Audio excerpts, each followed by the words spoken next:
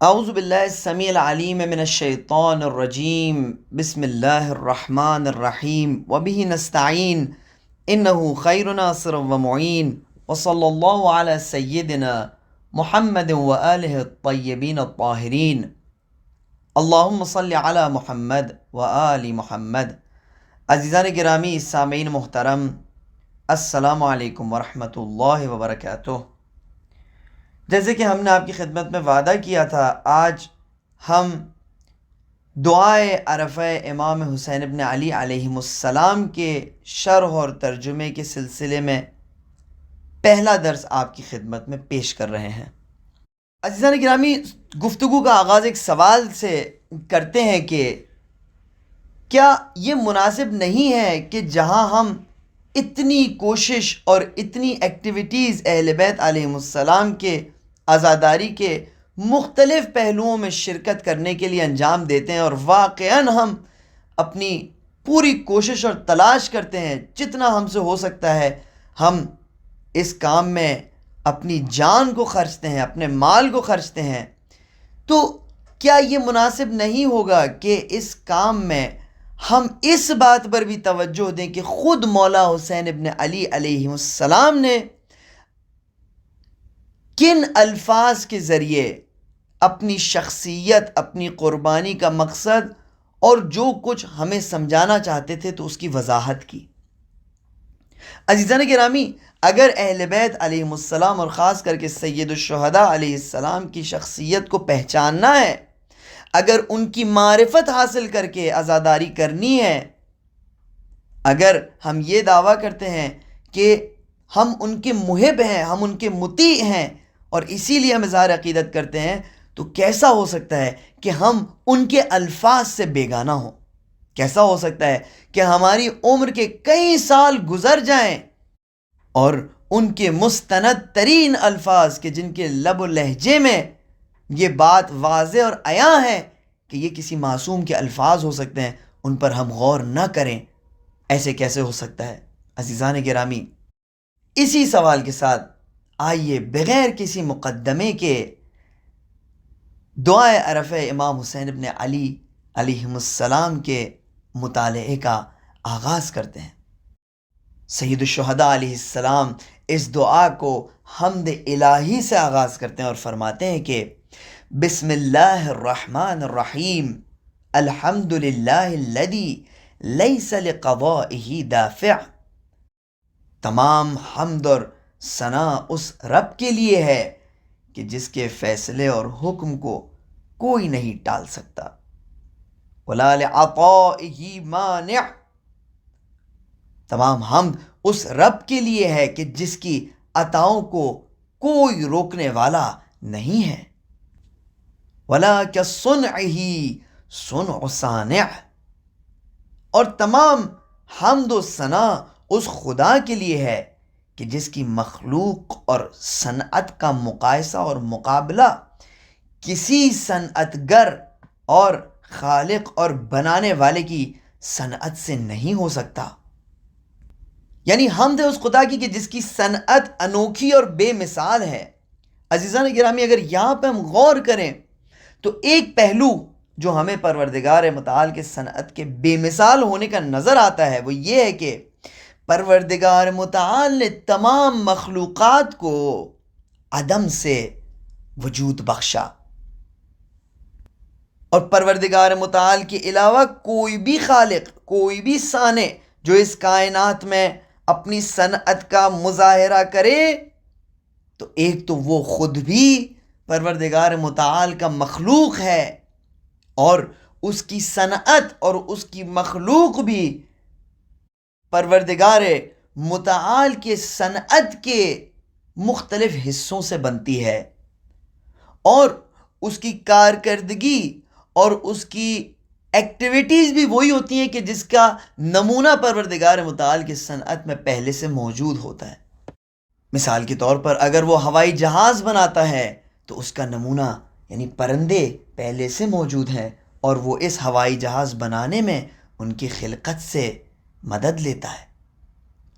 اگر وہ ٹیلیسکوپ بناتا ہے تو اس کا نمونہ انسان کی آنکھیں پہلے سے ہی اس خلقت میں موجود ہیں، اور وہ اپنے ٹیلیسکوپ بنانے میں ان کے فزکس اور ان کے اندر جو مختلف قوانین، یعنی آنکھوں کے اندر جو مختلف قوانین رعایت ہوئے ہیں، ان سے مدد لیتا ہے. اور اسی طرح وہ جو کچھ اس کائنات میں بناتا ہے تو اس کی مثال پہلے سے موجود ہوتی ہے. یہ صرف حسین ابن علی علیہ السلام کا رب اور ہمارا اور آپ کا رب ہے کہ جو بے مثال خالق ہے، کہ جس نے تمام اشیاء کو عدم سے نکال کر وجود کے جانب حرکت بخشا. اور لہٰذا مولا فرماتے ہیں کہ ولا کہ صنعہ صنع صانع، کہ حمد ہے اس معبود کی کہ جس کے صنعت کا مقایسہ اور مقابلہ کسی کی صنعت اور کسی کی مخلوق کے ساتھ نہیں ہو سکتا. پھر فرماتے ہیں کہ وَهُوَ جَوَادُ الْوَاسِعُ، یعنی یہ خالق کہ جس کے حکم کو کوئی نہیں ٹال سکتا اور جس کی عطاؤں کو کوئی نہیں روک سکتا، اور اس کے صنعت کے ہمانند کسی اور کی صنعت نہیں ہے.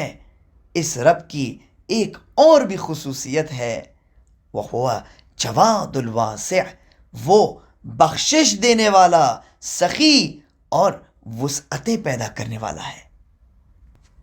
فطر اجناس البدائع، اس نے مختلف اقسام کی مخلوقات کو بغیر کسی نمونے اور مثال کے ایجاد کیا.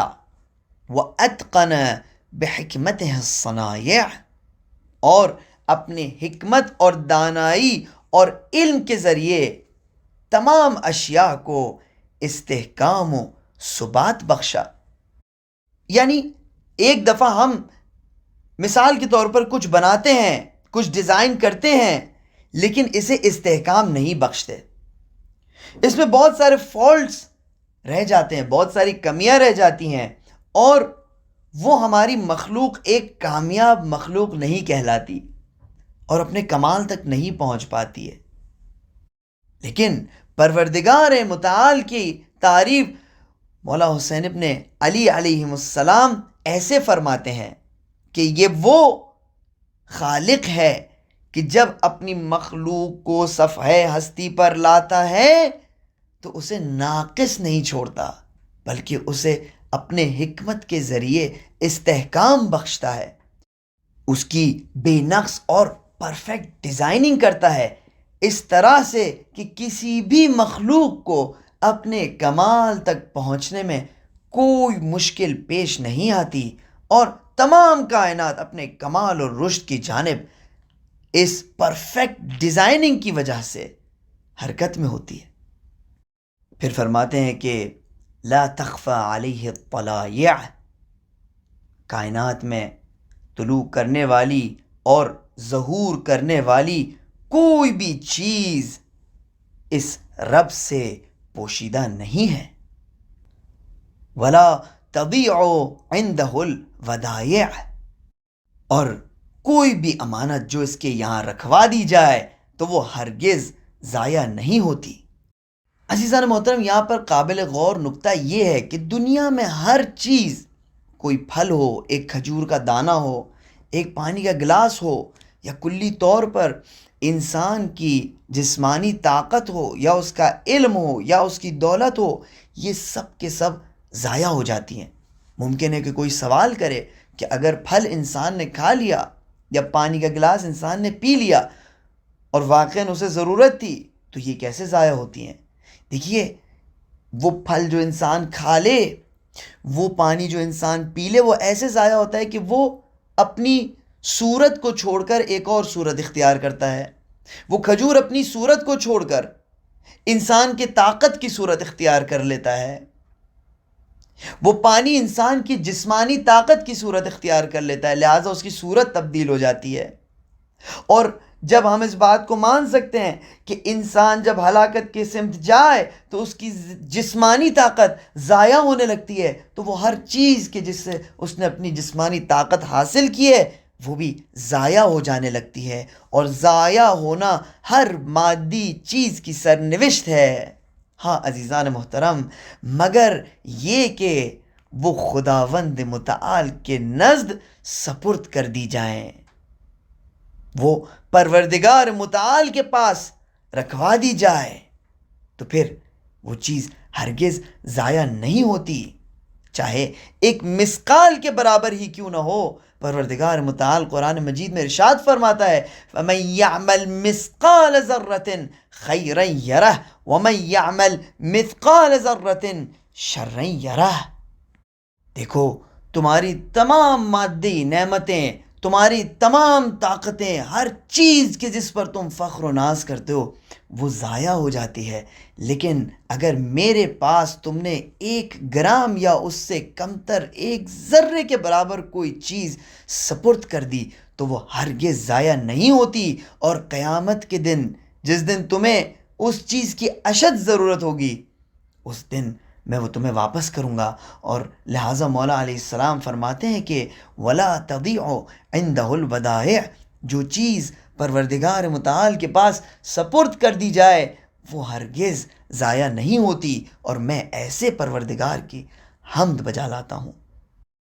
عزیزان گرامی، اسی کے ساتھ دعائے عرفہ امام حسین ابن علی علیہ السلام کے شرح اور ترجمے کا پہلا درس اختتام پذیر ہوتا ہے۔ اللہم اجعل محیانا محیا محمد و آل محمد و مماتنا ممات محمد و آل محمد۔ سبحان ربک رب العزت عما یصفون وسلام علی المرسلین والحمد للہ رب العالمین۔ والسلام علیکم ورحمۃ اللہ وبرکاتہ۔